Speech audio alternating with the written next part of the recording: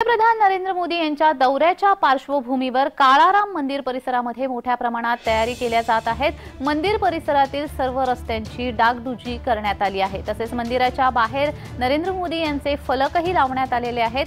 गुरुवारपासूनच मंदिर परिसरामध्ये पोलिसांचा मोठा बंदोबस्त देखील पाहायला मिळणार आहे।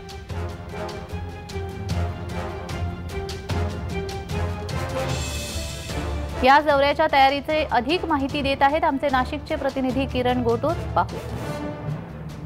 उद्या पंतप्रधान नरेंद्र मोदी ऐतिहासिक काळाराम मंदिरात येऊन खरं तर जे आहे दर्शन घेणार आहेत आणि त्याची तयारी आता संपूर्णपणे अंतिम टप्प्यात आल्याचं आपल्याला बघायला मिळतोय। अत्यंत ऐतिहासिक हे एकूणच मंदिर आहे।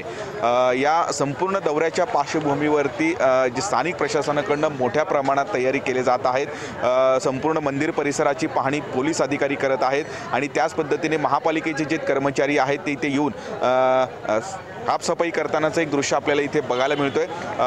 उद्या सकाळी ते मंदिरामध्ये येतील आणि इथे मंदिरामध्ये आल्यानंतर ते आतमध्ये जाऊन दर्शन घेतील। जवळपास 15 ते 20 मिनिटं ते मंदिरामध्ये राहणार आहेत अशा पद्धतीचं नियोजन करण्यात आलेलं आहे।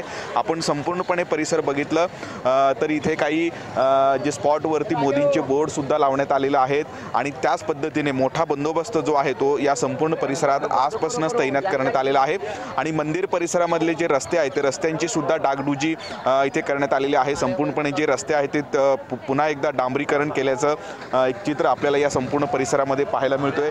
आत्तापासूनच पोलिसांचा बंदोबस्त आपल्याला इथे पाहायला मिळतोय। संपूर्ण परिसराची कसून पाहणी हे पोलीस करत आहेत। त्यामुळे पंतप्रधान नरेंद्र मोदी यांचा जो दौरा आहे त्या संपूर्ण दौऱ्याच्या पार्श्वभूमीवरती मोठ्या प्रमाणात तयारी आता हे नाशिकमध्ये एकूणच प्रत्येक विभागाकडून केले जात असल्याचं आपल्याला बघायला मिळत आहे। किरण गोटूर, जय महाराष्ट्र न्यूज, नाशिक।